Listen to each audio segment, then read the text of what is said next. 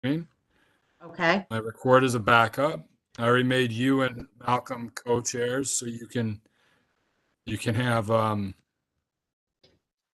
me make Bernadette's officially a ex officio member, so I'm making Mm-hmm. her a co-chair too. She does, I mean, she can't vote, Right. but I'll make Chana a co-chair too, and then good luck. Call me if you need Okay. to. Thank you. Hi, everybody. It's February 1st, Wednesday, February 1st, 7 o'clock. And this is the Education and Youth Services Committee meeting. With us tonight, we have our guests from PS 108. We have Principal Mustafa, and we have Assistant Principals Georgette Valente and Lori Solano. Hi, guys. Thanks for joining us. So do you want to get started with your presentation, Principal Mustafa? Sure. Is it okay if I share my screen? Absolutely. Okay. Hold on. Just once press.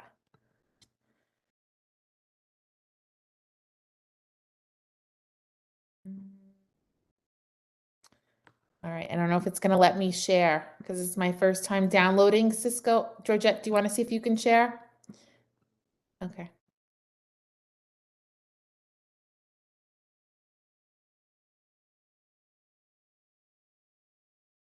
Oh, perfect. Okay. All right, so thank you for having us. We're here to just share some construction updates and some pictures that we have. You can go to the next slide. So as of today, thank you, Ms. Valente, this is what our building looks like. You can see that they're starting to frame the outside and the brickwork is starting. I know the architects were very mindful when they designed the building to make sure it blended in really nice with the community and the surrounding houses. So a lot of the architectural work will match the colors of the brick houses in the area. So definitely purposeful when they were designing our building. By the end of the school year, the building will be completely enclosed and the windows will be up. They were delivered right before Christmas. Right now, they are working on some electrical panels inside the building, and then they're continuing to frame it and then windows. So they're definitely on a great track right now. Okay, next slide. Okay, so our anticipated opening day is September 2024. As I mentioned before, they are currently right on track. It doesn't mean that they haven't had some hiccups, they have, but they really are working very nicely. Our contractor, Novelis, is top notch. Honestly, in the school building, we don't really hear them throughout the day, which is great. So we're very pleased with the company and all their employees. This picture here is a rendering of what the final product is going to look like. As you can see, it is a story higher than our current building.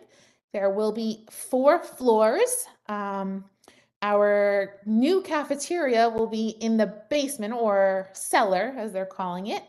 And then there will be 3 additional floors on top of it, with the top floor, our 4th floor, being our brand new gymatorium, which is really exciting because PS 108 currently does not have a real functioning gym or an auditorium. So we will be having both. And I visited a couple of schools who have that same concept of a gymatorium. It's pretty much a gym and then retractable seating that comes out of the wall, like bleachers, a stage, sound system, lighting. So it's all very, very exciting. And that'll Nice. be up on the top floor. And actually, what's really nice about it is the foyer outside of it is an open concept. So there's windows on both sides. So lots of sunlight and I'm hoping a pretty nice view because it's higher than most of the surrounding houses in the area. So I think when we're up there, we're going to really have some nice views to look at, looking Nice. over our beautiful neighborhood. I know they're kind of hard to see. This is just a, how do I say it? Just a template. It doesn't mean what's assigned here is exactly what it's going to be. But if I were to summarize it, it is going to be 4 levels. 2 of those levels are going to have classrooms. So it's going to give us an additional 23 classrooms. Right now, the building is slated for a pre-K to 5. However, that can always change. The final decision, I was told, was going to be made January 2024, so about a year away. I most likely, or any of the school staff, will not have access to the new building until probably late spring or summer of 2024, when we can actually walk in there, as long as all goes well. So if you could see, this is street level, nice open lobby where our security will be, and it goes right through into our new yard. I wasn't able to get a picture. My custodial engineer had it, and he had it locked up, and he had left for the day today. But we have a brand new yard coming with 2 play spaces, a basketball court, a track. So definitely very appealing. On a positive note, the school building, the schoolyard does become part of PS 108 again. It is not a public park as of right now. Again, things can change tomorrow, or they can change August 31st, 2024. But the yard will be under PS 108 supervision. So that gives us the authority to close the gates once school is done. So we won't have like late night kids playing in a park. It won't be considered a public park, which is, I'm sure the neighbors will be excited about that. Yes, absolutely. Yeah. This is just another floor plan of this would be the 3rd floor. It's additional classrooms. Just to highlight some of the things, we now will have space for music. We'll have an official music room, an art room, space for all of our services in our clusters, which we don't currently have. So we're all very, very excited. This is the same one. It's just a copy of the 3rd floor. That's back on the 1st floor. You can keep going through. And this is the top floor, the 4th floor, the gymatorium that I was speaking of. You can see like the floor, that's like an actual model of what the floor is going to look like, and the tiling. I sat on a committee last year, very early on last year, all day, and we selected this beautiful artwork that's going to go on the wall outside of the gymatorium. It's made out of mosaic glass, which should look really nice with the sunlight coming in from both sides. I have a picture of that. If anybody's interested, feel free, stop by. I have all the official floor plans, so if anybody ever wants to see it, you can stop by 108 and I'll be glad to show anybody. I get excited about it. And up on the tippy top, my picture's not the best. You can see some of the color patterns that they're using. So they went with like an eggplant, a dark blue, and instead of the orange, they switched it for green. And this was all designed by the architects. So like different floors will have a different color scheme. The rooms on those floors will have an accent wall. So really nice. I got to see 97. Yes. I was going to ask about that. Yeah. Yeah. So very similar layout. I walked through, so I was able to see it in action. They have like a lighter color scheme and we have the darker, but now everything that all the architects and the construction company was explaining made sense. Right. And their playgrounds is beautiful. Yes. Yeah. But you know, they're redoing their yard. Are they really? Yeah. I think she had requested turf. Okay. Yeah. They're ripping it up and getting her turf. Now, one question. I know with 97, they're no longer using the old portion of the building. They're only using the new portion. Is that going to be staying with you, or are you using the whole thing? So we're going to use both. What happens in a new construction, so the new building obviously has all the new rooms. It's easier to use, the new technology. And then they start construction in my old building. So certain spaces such as the kitchen, we no longer need that kitchen. That's going to be transformed into a classroom. My office and the current main office turns into a classroom. There's a few other spaces in our building that they revamp for us to utilize. So around those areas, I'm assuming we won't be able to use and kind of have to keep clear because they'll be working. So a lot of us will be in the new building, but we're still going to we don't all fit. So we'll be spread out. We'll definitely have a lot of space. We are currently over 200% over capacity. Yeah, we know. fit and we get creative on squeezing ourselves into every little nook and cranny of our building, Yeah. but it'll be nice for everybody to have the space that they deserve. It's a beautiful design. It looks really nice. It really is. We're very, very Yes. excited. Does anybody have any questions? Bernadette, we'll start with you, Madam Chair. Thank you. Thank you. Welcome. Welcome, everybody. I've got a million questions, but I'm only to speak to the most Okay. important ones. The building, I love seeing architectural renderings. I used to do them, so I love seeing them. It's such a vision. Building looks fantastic. So what I'm, correct me if I'm wrong. Is there basically wiggle room for creative, bringing in more than from K to 5? If that works with the classrooms and how things sort of finish when the old building is done with the renovation. So is there open thinking with expansion on that part? Yeah, I mean, I wish I had a say in what we utilize it for. It's the Yeah. powers that be above us. Anything's possible. I do know that the only difference between an elementary and a middle school is a science lab. So Okay. in a new construction such as ours, it would one room. It would require. So definitely an option. That's definitely, to put on That's that good to hear. board as a possibility. Yeah. Yeah, because Okay. we're desperate for a middle school. I well, know. I know. I so hear my it's just- parents. I hear Yeah. them. I hear them loud and clear. And you know what?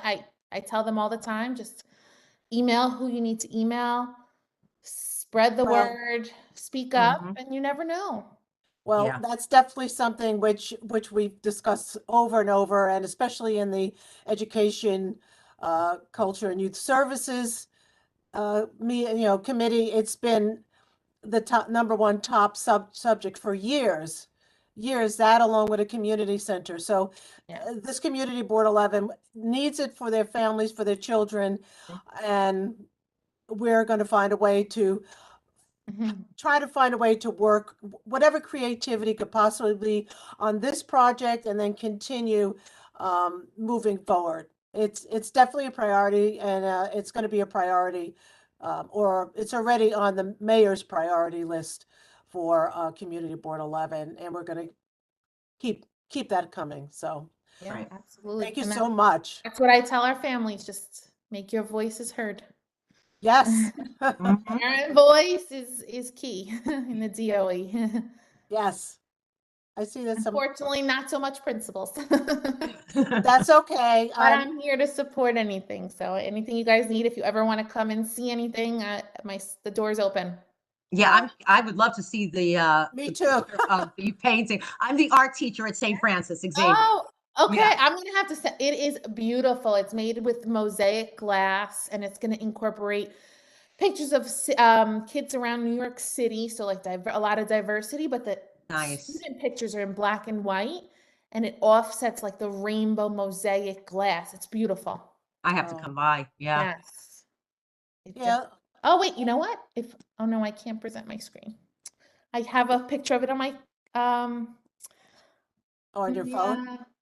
desktop. Georgette, I'm gonna throw it into the last slide. I'll add a slide Go real ahead. quickly. Here we go. Sorry. Do I have a quick minute? Yeah, sure. I'll show you guys. Insert image. Okay. All right, slide 2. You might have to refresh.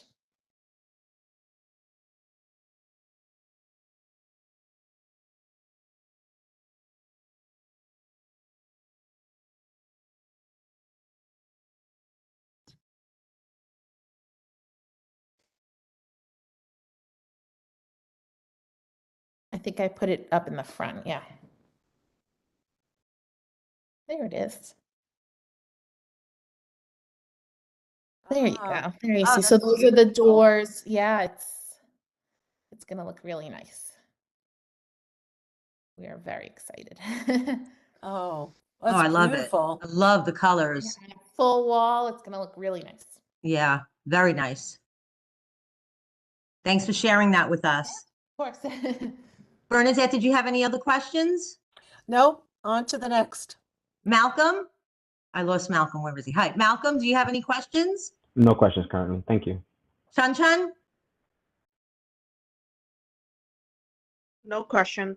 Okay, anybody from the audience, any guests have any questions?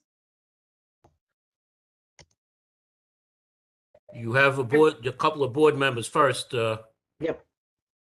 Hold on. Oh, Cynthia, sorry, I didn't see you there, and Miguel. Cynthia, do you have any questions? No, not right now. Thank you. Okay, Miguel?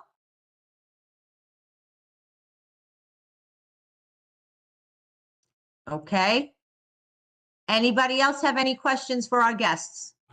Madam Chair, if I can, Yes, go ahead, having been a PA president of a middle school that turned into a middle school, high school, with a new wing, much like you're getting, president of the District 10 President's Council and a member, an officer of the Chancellor's Parent Advisory Council.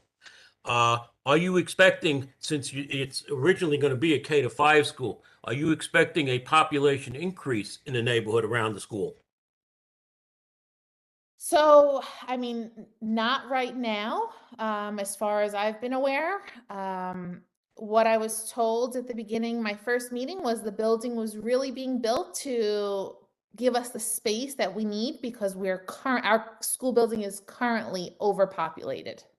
Not so much at the area that we're expecting new students, but really just to filter in with our current student population and give us the space for all the out of classroom and support services.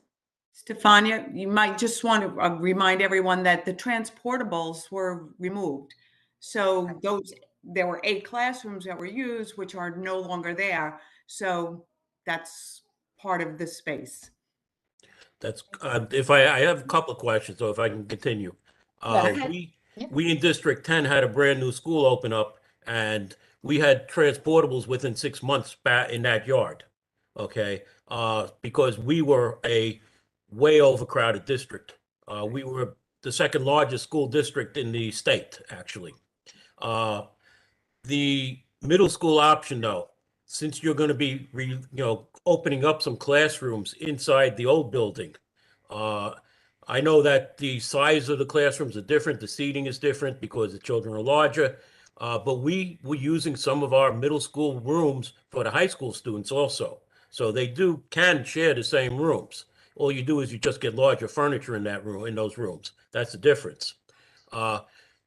And are you expecting any students coming in from District 8 because of the close proximity? I know that sometimes, one school will bus in students to another school. I know we did it in District 10. We had buses going past each other from one school to another. And my final question would be, are there any specialized programs that 108 offers that other schools don't? Sure. So I'll answer the first part. So as far as busing in students from different districts, we're still a zone school as far as I'm made aware. The new building will still be a zoned building. So I don't foresee us busing in students from other districts, but again, anything can change overnight. And as far as specialized programs, sorry for the background noise. Okay, I'll be right there.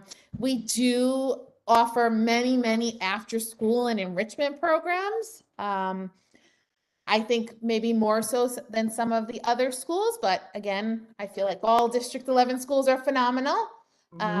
We offer coding and Lego and cheer and dance, science club, math club, yoga. I have a lot of grants in the work for STEM material. So as soon as we get all those materials in, I'm looking to have a STEM after school program and actually a STEM cluster program throughout the day. And then we're always open to additional ideas. Sorry. That's okay. That's quite all right. You missed my dog was giving us a show before too. They get in after a few minutes. Thank you. Okay, go inside for mommy. So definitely the option to open up more programs. Nice. Bernadette, you had a question? Yeah, yes, sorry. I'm a bit tired. First of all, you said something that just made my heart skip a beat. You have coding. Yes. I can't tell So you how, important. Mhm. And I it's can't tell you how connected with important them that is, with like a popular game, and the kids love it. but just basic HTML. Yeah. I Uh, mean, it it's the is new the way, most computer important. science and Yes, thank you so much. And would it be possible for you to send Phyllis the PowerPoint or a PDF of Yeah, those absolutely. images? Because I know there's a lot of people maybe who could not have been at this meeting would love to see that, and or any other information that you could attach to it. You know, maybe just a pointed, bullet pointed of all the, I guess, an overview. That would be wonderful because I know there are many who are asking about that, and it would be great to be able to send to the public and to send to the rest of our board members. yes, absolutely. I'll spruce it up a bit and I'll send it over to you. Perfect. you. And I have one suggestion. Can you make it STEAM instead of STEM? Include Yeah, the in there. Of course. I'm a little partial to that aspect of it. Good. Tara, Vinnie Marie, do you guys have any questions? Yeah, I actually have just a question, just to throw it out there to the community board. So I've been on the Parent Annex Committee for almost 3 years now, and I know Bernadette and Liz and Tiz and Robert, we spoke at the Penny Social last Sunday. But another topic that comes to mind is the other middle school options in the area. So a lot of parents feel like, okay, well, if 108's not going K-8, where are we putting our sixth graders? Van Nest, right now I'm in that boat. So if we don't get into Van Nest, our top choice, where do we go unless we go Catholic private? So another topic was like maybe opening more seats to our students. I know during a past meeting, Mrs. Gilligan from Van Nest Academy had said that the ultimate goal of Van Nest was a spillover from 108's kids. But that's really not happening. You kind of get spun with a barcode number and you pick a lotto, and if your kid gets in, you get in, and if not, you don't. And a lot of kids also fall to our zone school, which is 144, which is almost impossible for a lot of families to get to. It's cross Pelham Parkway. So that's just another area to discuss, is like really opening up more middle school seats for our kids if we're not getting that annex to a K-8 at 108. I agree. We definitely need a middle school in the community. Right. And I remember one time at a PTA meeting, a parent was almost in tears because her child was graduating. She actually lives, I think, a block or two from 83 and didn't get into 83. And so she had to go to 144, and she was in tears because she doesn't drive. She doesn't have the means to get there. And it was heartbreaking because I'm in that role now, and to not know where we're going, or just it's an option, it's like a spin the wheel and see what happens kind of thing. Absolutely. It's very stressful, and it's a lot of anxiety, especially leaving 108 and going into middle school and having that factor come into play is just unfortunate. Yeah. So thank you. Thank you. Can I just ask a question of the principal and assistant principals? Are there any answers to her questions or options that the school could do to try to work with other schools, to maybe work with other principals, to basically see how there's more of an opening, of a larger doorway for your current? Is that an option at all on your end? Yeah. So just a little background on how it works. Like Vinnie Marie said, it is like a barcode. It's all automated through the DOE. The same with pre-K, 3K, kindergarten. You put the application online, and some computer system scrambles it up and assigns the seats. We have very good relationships with both the principal at Van Nest and PS 83, and obviously they love 108 students. I don't blame them, and we'll do anything to take our students with any open seats that they do get. We were able to get a couple of kids who didn't get offers initially to 83 into 83. but it's also out of their hands. They have their current students filtering into their middle school, and it leaves them with very few seats that then the DOE assigns to 108, 105, and the other elementary only buildings in the area. I do know it's a big issue with enrollment. I know for Van Ness, they over enrolled her this year. They gave her classes were at 36 and they're supposed to be at 32. So she was about 12 kids over her actual capacity. So she couldn't help me and take any additional kids. Right. 83 was given just the right amount, and they had 1 or 2 kids who moved out of the area, so they were able to do us a favor, which was great. On the positive, this was the first year that more of our students did get an offer at PS 83 and 498. So I know the superintendent is working whatever magic she can on her end to make sure our kids get the seats that they deserve. Just one last thing. Is there a possibility of the principal and the assistant principals and the principals, et cetera, of PS 83 and of Van Ness Academy having meetings with the Department of Education and the Chancellor to advocate as a group with the necessary people to show a force of the administration and how important it is. Is that something that could possibly done on your end? And Yeah. also take it on that end and then bring it to the PTA. You have a very strong, PTA group there. So is that something that could be discussed sooner than later? Yes, it's absolutely definitely something we could bring up to the superintendent and see how she could support us. I think the real issue then comes to space. Those buildings don't have the space to take more seats. Like I said, I think they would take all of our kids if they really could, but because they then have to house their current 5th graders moving into 6th graders, it leaves them just a few empty seats. You have that little leeway in the middle school. You can put a couple extra kids in the classes, but we can definitely look to see how then maybe they target more so PS 108, since we do have that issue. Yeah. With the Department of Education, Yeah. have whoever is there with the group of principals advocating for the community and the parents and the children. That's Absolutely. I'll reach out to them this week. okay. Thank you. Tara, did you have a question?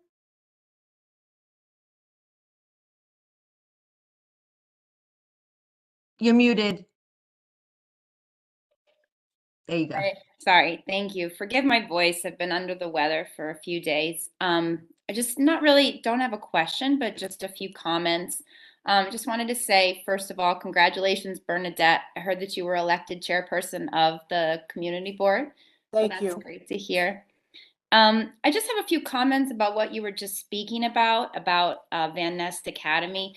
I know that the principal, Carol Ann Gilligan, spoke at a CEC meeting in the beginning of the school year, and she wanted to address basically that she was concerned about the future of her school. She is a K-8 school, and it was built as an overflow for the general area, and it has sort of evolved and taken up on its own. I know that she's been working with the DOE, and I wanted to actually ask you, Bernadette, to reach out to her yourself to see what you can do from the community standpoint, because I think there is things in progress. I don't really know firsthand, but that has been mentioned. And also to talk about rezoning, Vinnie Marie mentioned it, like our zone school being north of Pelham Parkway, all the way over by the Home Depot on Gun Hill Road, which is incredibly far when we have these schools that are within walking distance from our homes. So I know that's within the power of the CEC. So I don't know if all of these entities working together for the common goal of doing that is possible. Hi, Alex. We can definitely look into that.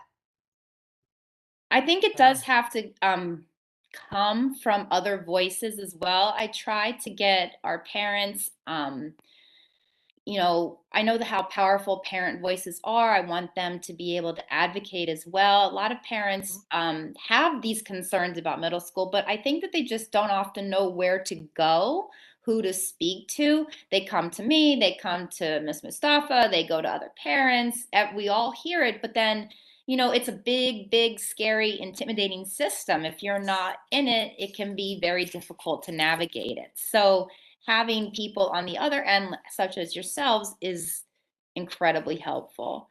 Absolutely. Yeah. Absolutely. Malcolm, did you have a question? Well, it's more of a comment. I mean, I understand what Tara's saying. Is it possible that there is possible a DOE liaison, community liaison, that we can possibly do a town hall with, where we can ask questions ourselves as board members and along with the community? Yeah, I'm sure we could try to arrange that. We have to get in touch with the CEC and see if most of their meetings, if I'm not mistaken, are held during the day, Bernadette? Well, you talk about CEC 11? CEC, yeah. No. No? Okay. I think that their meetings, they're flexible with their meetings. Many people So work, maybe we so can, yeah, I'll try getting in touch with them and we'll see if we can arrange some sort of town hall. do you feel that, Malcolm, Sounds do you feel that it's will be a virtual or will it be in person? Or will it be virtual, right? Yeah, I mean, I feel like it's it's for accessibility purposes, and depending on Yeah. the time of day, virtual might be the best. Yeah. Yeah. I think that the the superintendent, Christine Vaughnan, will definitely will be open to that.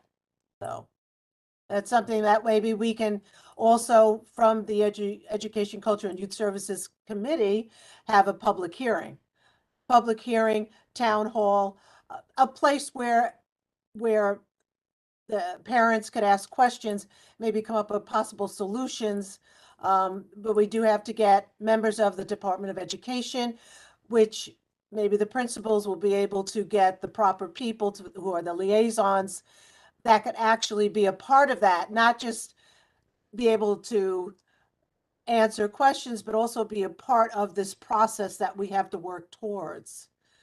So yes, definitely we could definitely work on that. I think it's a great idea.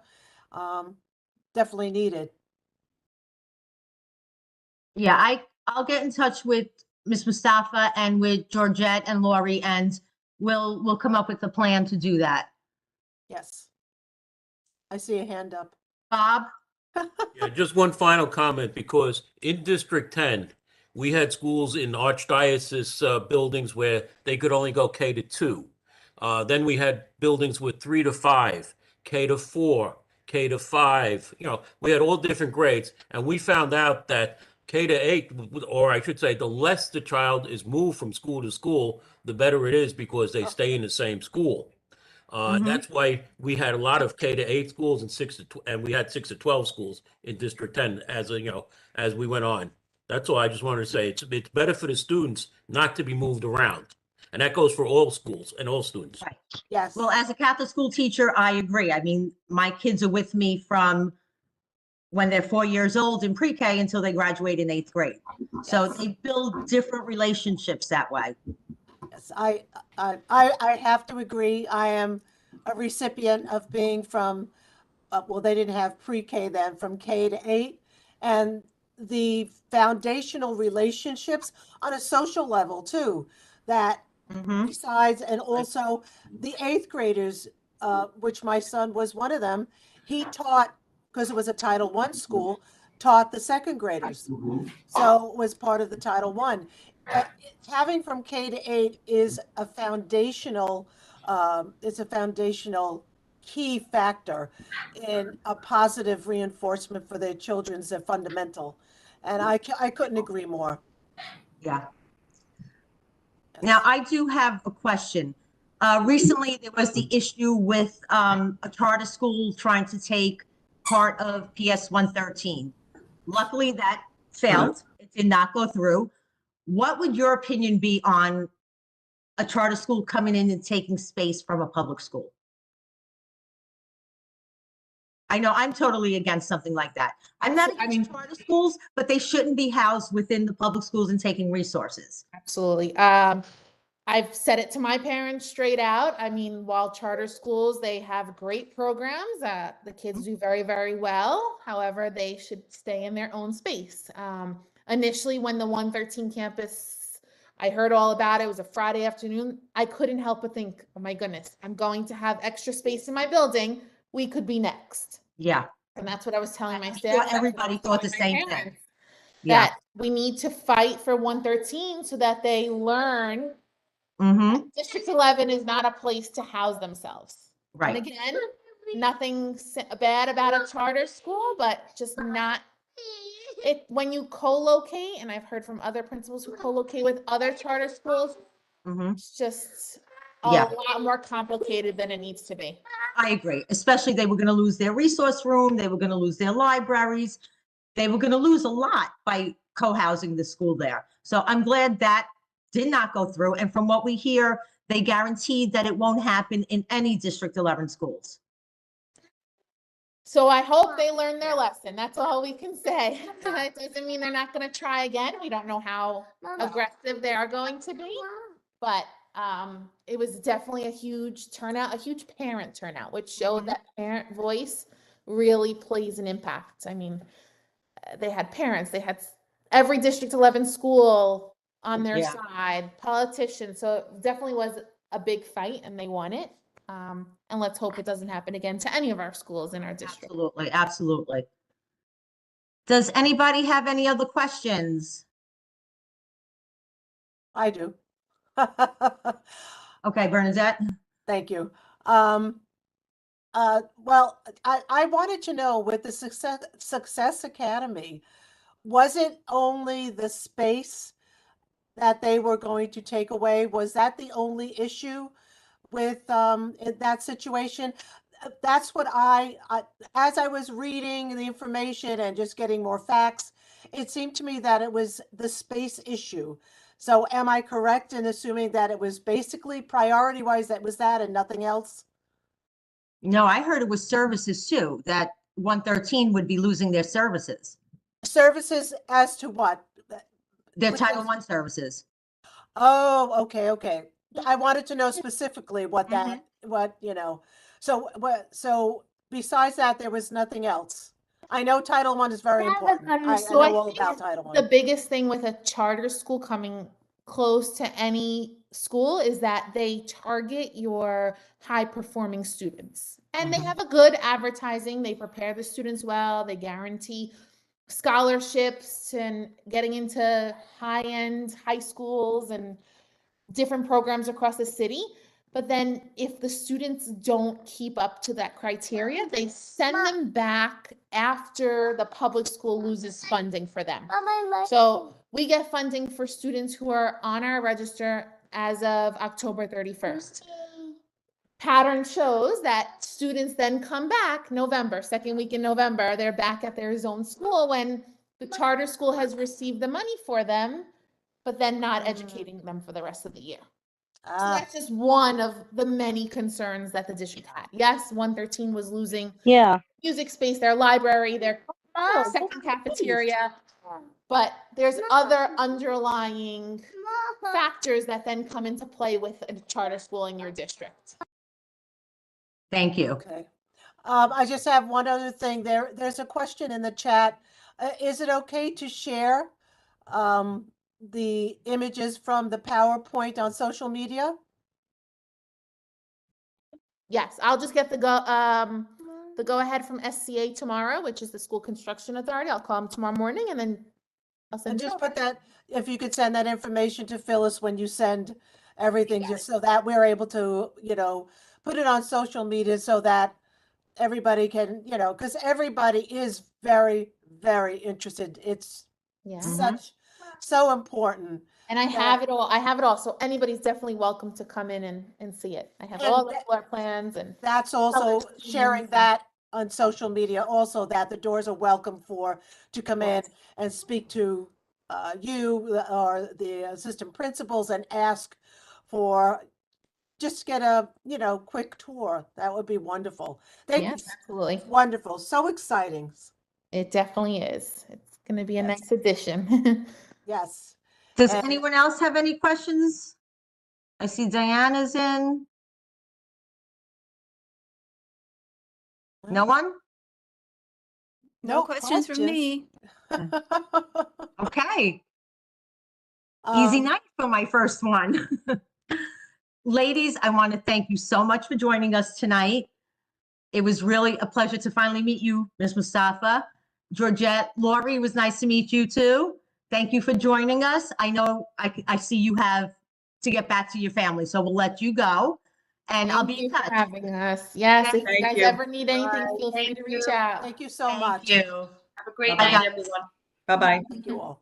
Bye. Does anyone else on here have any questions at all for the committee? Okay. No? Okay. Just So- one thing. Yes, Tara. Bernadette, feel free to email or text me or anything if you need anything from the parents of PS 108 or you need me to relay any messages. We're having a PTA meeting on February 13th. It's a Monday. It's on Zoom. You're always welcome to come. I can send you the link if you want. Yes. And if you do get a hold of the principal of Van Nest and you want to set up that town hall, I'll be glad to come. Vinnie Marie is one of my biggest advocates. She works very hard and stays up on all of the current events and any updates. And then we can always relay them to the parents of 108 as well. And then if you're talking to the CEC as well, then we want to be on board with that too. Awesome. Yes, of course. Yeah. Okay. Yeah. Phyllis, Very I good. thought of a question, Yes. more for the committee, Mhm. which is, given that parking throughout the district is such an issue, and I know that for the teachers at the elementary school across the street from me, PS 96, it's a huge issue, and several teachers actually left because it was such a hassle for them to commute in extra early to find parking, and I wonder if maybe we could do something district-wide. Like, is it a problem for all the schools in the whole district? And I if know it's a problem so, in my school. yeah. So maybe we can kind Yeah. of do something for all the schools district-wide rather than trying to have each of us just advocate on our own. Yeah, to make the street right in front of the school for teacher parking only, that would be a Yeah, huge to do help. something. I don't know, because we don't, if it's getting to the point where we're actually losing teachers over it. Yes. I mean, It would only That be doesn't make for sense. certain hours, 7 to 4.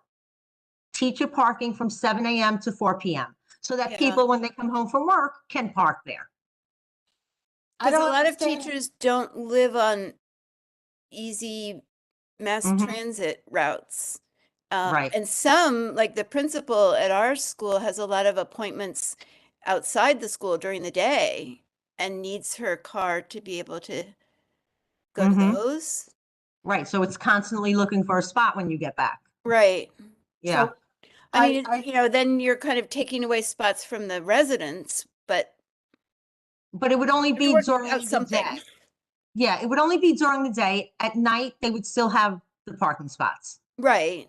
Which is more when a lot of the residents need them. Yes. That's Yeah. true.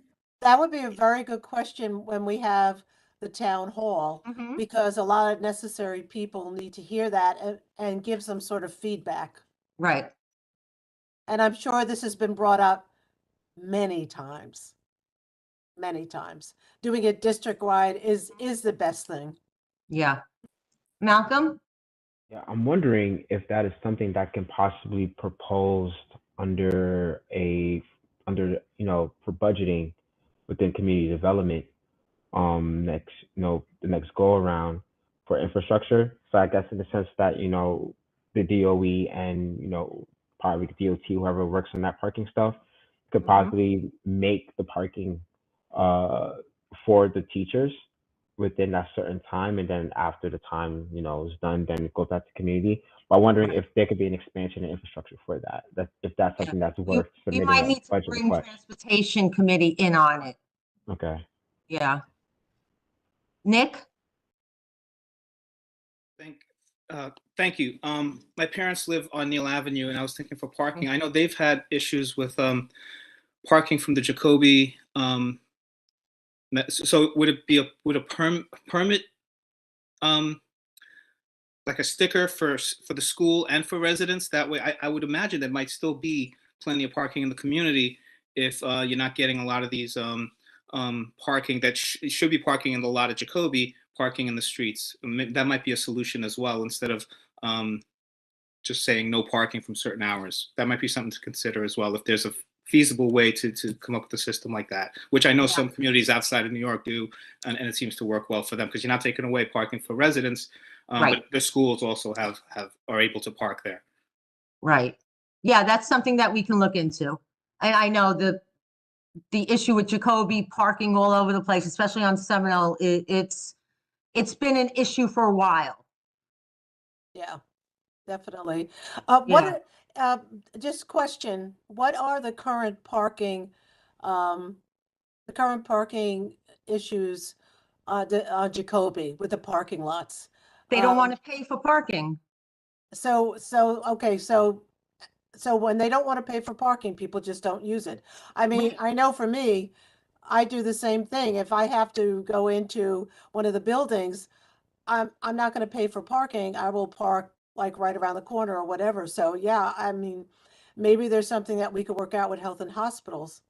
Yeah, where they need to let their workers, people who work at Jacoby, should be able to park there for free. There's enough parking lots on that campus. I never understood that. Mm-hmm.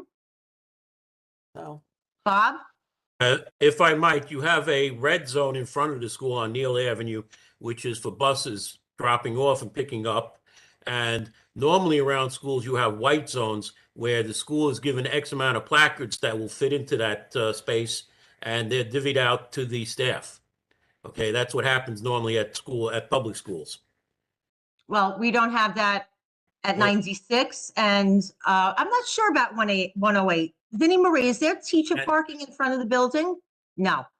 Okay. And it's up to the community board's traffic and transportation committee to work with the DOT on getting that, because community board 8, we got parking changed on several schools. So yeah, that's why I mentioned bringing transportation committee into this.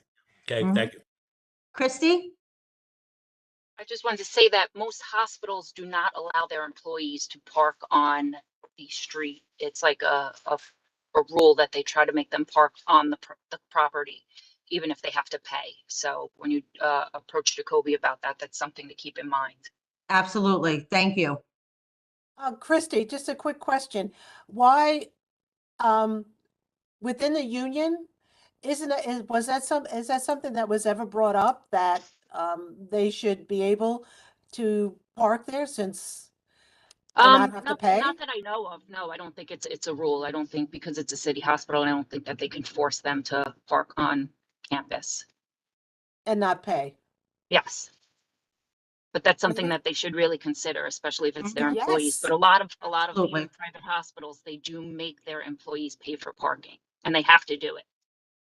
Of course, but I don't think that's fair at all. It's not. It's not a lot of money either. I believe it's only $5 a month for them to park there. So, Yeah, it's something that we need. Yeah, I it's know not. Einstein charges them only a couple of dollars across the street from them. Is that a couple of dollars a month or a couple of dollars each time? I think they probably do a monthly parking fee, yes. So, okay, thank you. Thank you. Thank you. So it's something we need to look into. Yeah, definitely. I think we definitely have to speak to the transportation committee, see if it's something, and set that up where kind of have to nip this in the butt. Yeah. I have something to add as well. Who's that? Oh, Sylvia, hi. Sylvia, yes, hi. I used to work as a teacher in Washington Heights. Parking was impossible, so I used to get there an hour early. I decided to tackle on the task of getting those permits that Bloomberg fought for. I don't know if you guys remember a few years ago. Yes. And after being bounced from one department to another, I landed with Department of Transportation. I was told that because there are, I guess, depending on the location that your school is, Department of Transportation can say you guys don't qualify for that staff parking 7 a.m. to 4 p.m. So I was told they are no longer adding those signs. And again, it also depends on the location. So for example, PS 108 would never qualify because it is one of those areas where parking is pretty easy. Where I used to work, parking was impossible, so we also didn't qualify. So with that said, I don't even know who qualifies anymore. It's just very difficult with Department of Transportation to add those red no parking signs 7 to 4 staff only. So very few schools have them. Now, if the school does have them, then those teachers will qualify for those passes. It's very confusing. Yeah, So- it is, but it's something to look into, and we might need to get the elected officials on board. I know with 96, that is Councilman Felice. For 108, it is Marjorie Velasquez right now. John Sakaro is very willing to help with whatever we need in the community. So I will reach out to him also and see what he can do to help us with that. There was a question which I'm in agreement with, that the firefighters, this is in the chat. If firefighters and the police can have a placard, why can't the teachers? So they don't have to put up any kind of zones or do anything, just have the placards, et cetera, that say, just like the MTA workers have. The MTA workers over here on Morris Park Avenue by 180th Street, they all park on, and they have a parking space. They all, in addition, they park on the sidewalk. Right. I don't think any teacher would want to park on the sidewalk. No, That's but I'm just saying they, need it. Yeah, yeah. if they choose to, they can. They have a placard. They have what they have that is going to not allow them to do that. Yeah, but the signs are key. Without the signs, you don't have the spaces to utilize the placard and park. Malcolm? Yeah. Oh, go ahead, Malcolm. No, you can go ahead. I'm sorry. I just wanted to quickly address the situation, the after-school pickup situation with parents at PS 108, blocking that, the walkway, and just blocking driveways.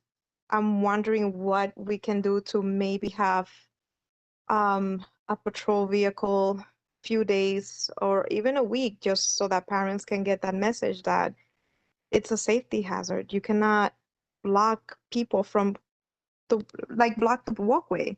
People are walking in between cars and then you can't really see which other vehicle is crossing. They block the bus. It's a madhouse. I agree. At I 220. agree. It really is crazy at 220. I know I've been down yeah. and I regretted turning down the street. Yeah. Yeah. Well, we can, I'll speak to the principal and see what can be done about that. It's also Maybe something to start bring. in-house before going to the NYPD because they're short-staffed to begin with. Right. So we'll see if it could be handled in-house first. Thank you. Malcolm? Awesome. Thank you. So I was wondering, I mean, granted that I guess this parking issue is an issue that's felt throughout the Bronx in general. Is it possible that we can unite with other community boards and even the different school districts to get a resolution passed in every community board, expressing the need for this issue? Because I'm guessing, like, you know, if we have multiple resolutions passing over on this one thing, you know, the awareness and the pressure has to be present there. Absolutely. Absolutely. That's a good idea. I know I can reach out to a few community boards. Bernadette, you're the chair of the community board. So Am I? yeah, you are. Madam Chairwoman.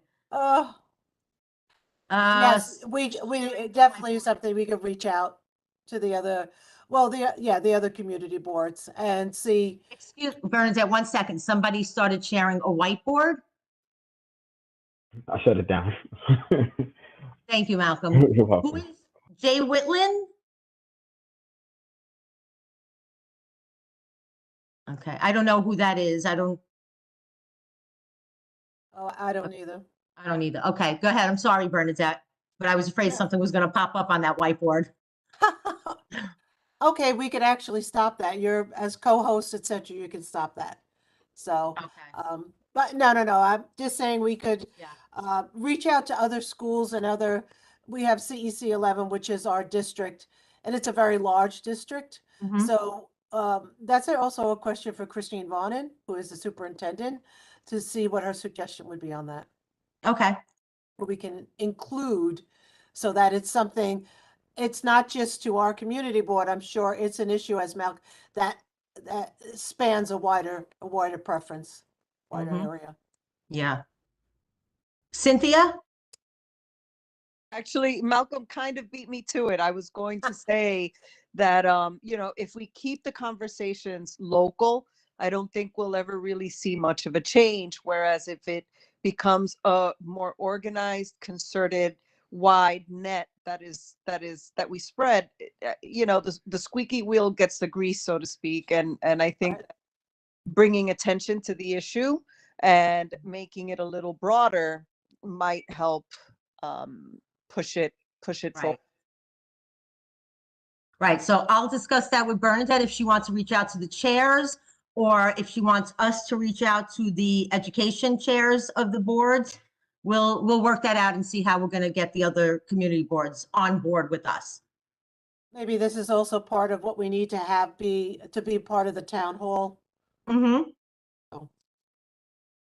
Yeah. We have a lot of needs in our community. Yes, we do. We need to start somewhere and start getting some sort of action and progress. It's enough talk. Let's see something. So, but let's discuss it with the powers that are actually going to be able to do something and have them work with us. So, did we lose you, Phyllis? Okay. Okay, hopefully she'll be back on. Janine? Hi, how are you? Good. I'm jumping on a little bit late. How's everybody? So if I am a little out of it on what happened in the beginning, I apologize. But I wanted to see, I reached out to the community board, Jeremy, the other day. I hope I'm not too late. I know the youth nominations were in, but I was wondering, being that the people that voted and saw the resumes, if I could just ask a question. I wanted to understand the criteria for the selection. If somebody could explain that to me, and if the resumes are open to the public. I could tell you that I'm gonna answer your question, but Phyllis is on the line. Just yes.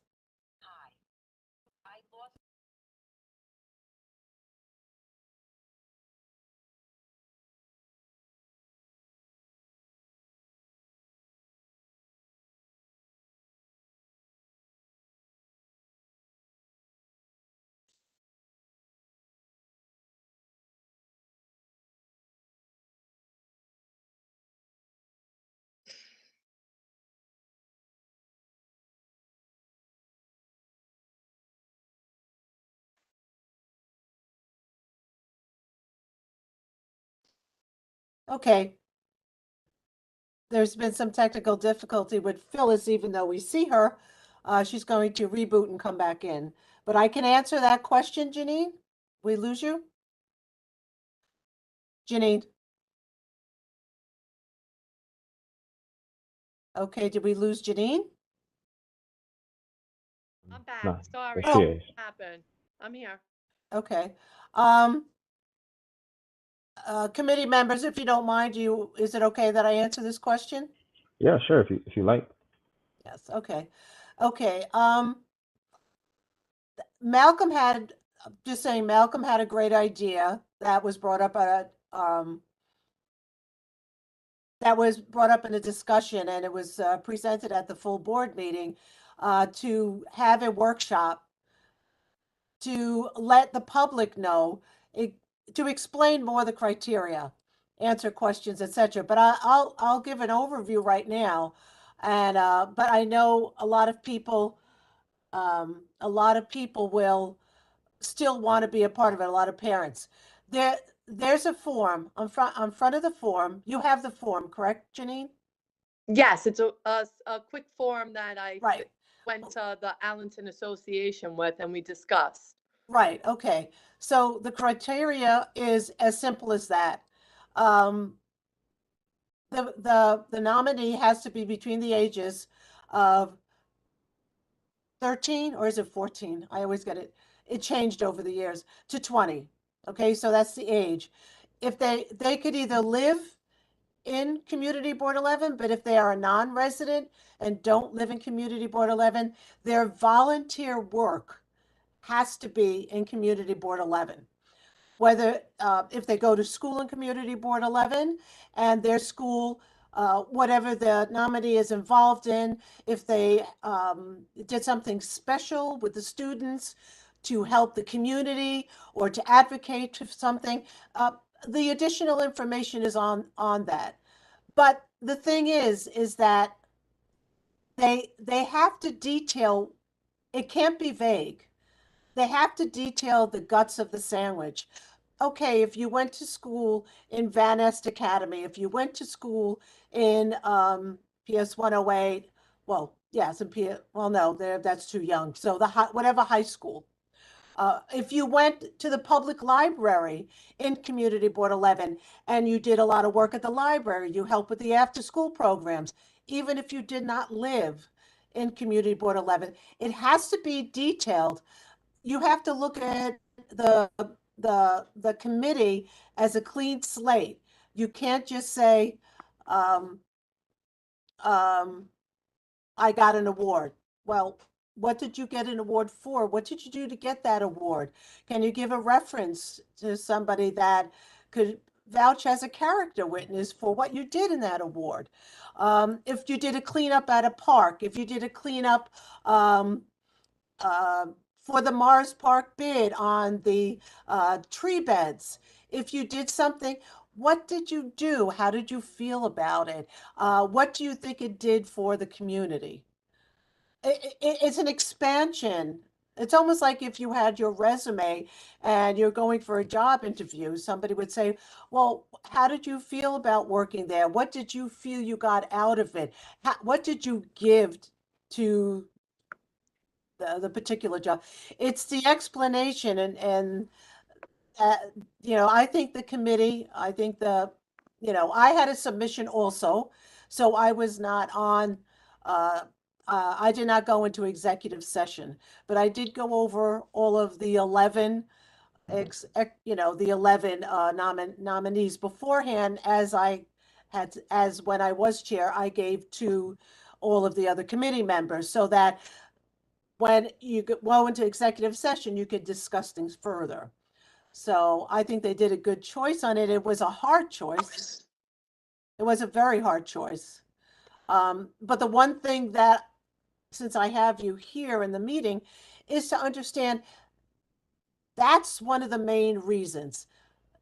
If the child did stuff and they didn't explain it, and there were a few that did give a little bit more to the explanation, that choice, I'm sure, had to be made with those.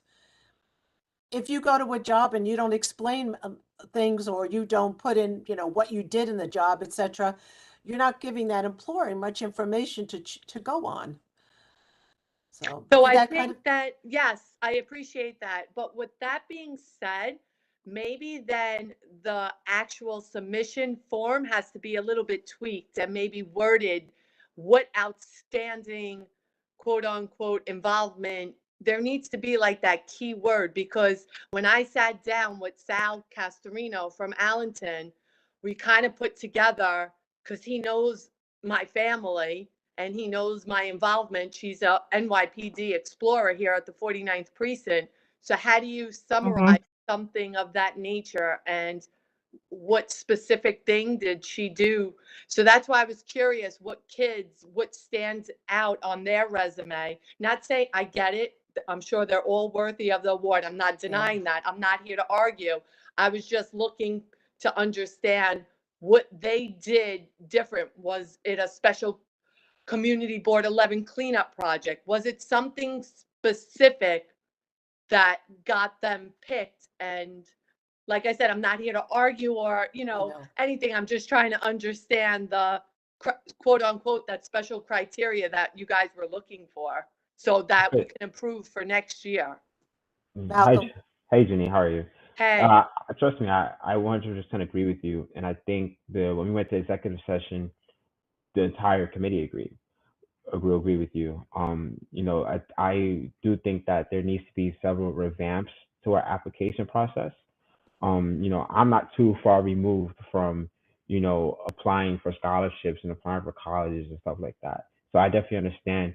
I don't think that the process as it is and the application as it is allows for our students and our youth and our kids, to fully show their personality, show what they did.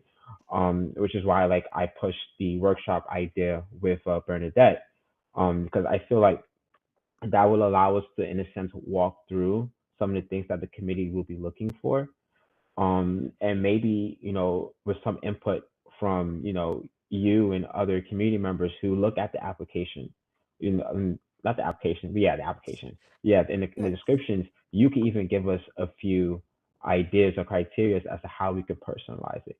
Maybe we do an interview process where we get to know you guys, know the student better. Maybe we should ask for an essay, just describing, your interests and things like that. I do think that we can make a better effort in personalizing the application, which is what allow, several students to shine and to really show. From what I saw, it didn't really, it just didn't allow that. And I think that starting now, we should start looking at making the revamps. So going into the next season for this, we will do a lot better. Gotcha.